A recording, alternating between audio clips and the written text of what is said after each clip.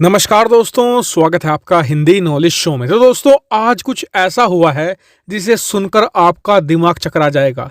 भारत और अमेरिका बाल बाल बच गए हैं, वरना चीन ने हमें लाद दिया था। और ये बात एक्सेप्ट करनी होगी कि भारत और अमेरिका का बहुत तकड़े वाला इलाज होता अगर ये प्लान सक्सेसफुल हो जाता। क्योंकि आप खुद इमेजिन कीजिए, दुबई जहां पर भारत के या दुनिया भर के लोग घूमने जाते हैं, वहां से मात्र 100 किलोमीटर दूर चीन का मिलिट्री बेस। जिस देश में ये मिलिट्री बेस बनाया जा रहा था, उस देश को भनक भी नहीं थी। जी हाँ, उसे पता ही चल रहा था कि तुम्हारे देश में चीन धीरे धीरे मिलिट्री बेस बिल्डअप कर चुका है।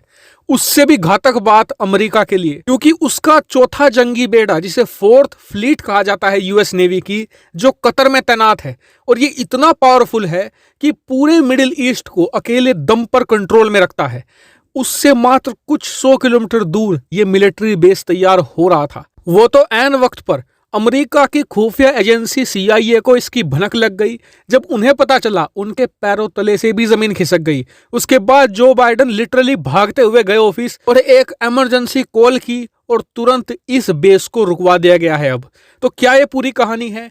क्यों उस देश को पता ही नहीं चला कि उसके देश में चीन मिलिट्री बेस बना रहा है? और यह भी बताऊंगा कि क्यों भारत के लिए यह बहुत डेंजरस होता। सब कुछ बहुत ही आसान भाषा में बताऊंगा। तो चलिए वीडियो को शुरू करते हैं और जान लेते हैं इस पूरे मामले को।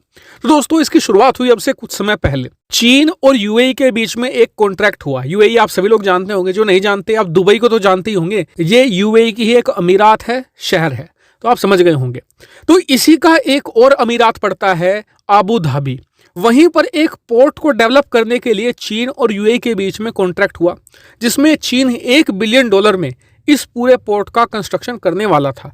लेकिन शर्त यह थी कि इस पूरे पोर्ट का कंट्रोल रहेगा चीन के हाथ में। UAE कभी भी क्वेश्चन नहीं करेगा कि चीन यहाँ पर क्या कर रहा है। अब यहीं पर UAE से गलती हो गई। उन्होंने ये जो लाइन थी ना कि आप हमारे पोर्ट पर इंटरफियर नहीं करेंगे, इस पर हामी भर दी। अब पहले चीन ने क्या किया, इस पोर्ट का जो अबू धाबी में था, इसका डेवलपमेंट शुरू कर दिया।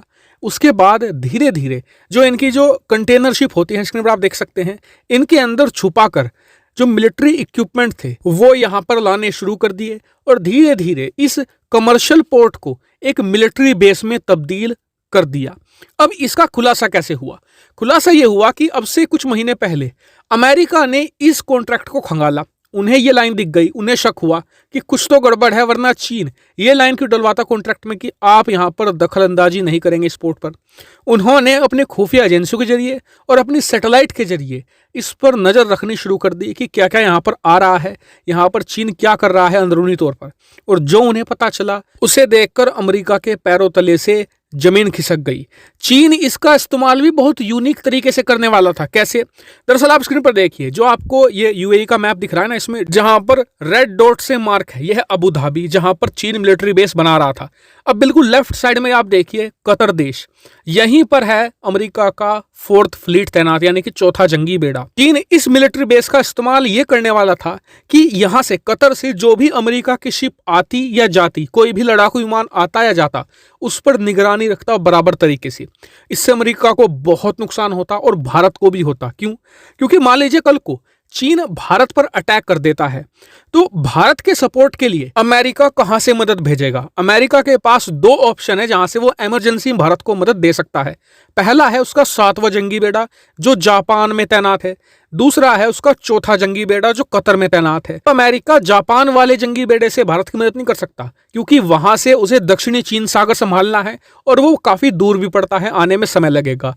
जो कतर वाला चौथा जंगी बेड़ा है, वो काफी ज्यादा नजदीक भी है और बहुत ज्यादा पावरफुल भी है, और भारत बहुत जल्दी पहुंच सकता है वो। ऐसे में जो कतर में फोर्थ फ्लीट तैनात है, भारत के लिए भी क्रूशल है।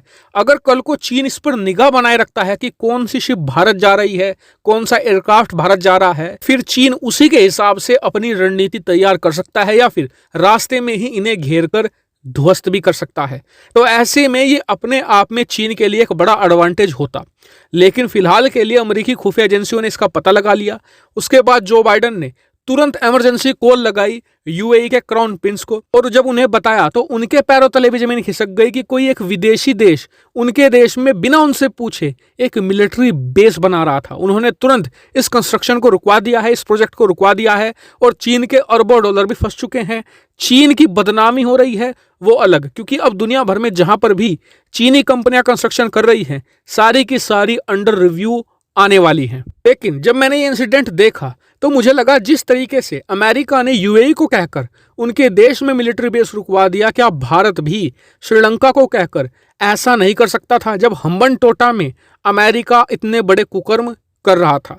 आपका इसके ऊपर क्या मानना है कमेंट करके जरूर बताएगा। साथ ही वीडियो को शेयर कीजिएगा और चैनल को सब्सक्राइब करना बिल्कुल मत भूलिएगा। Thank you very much for watching video.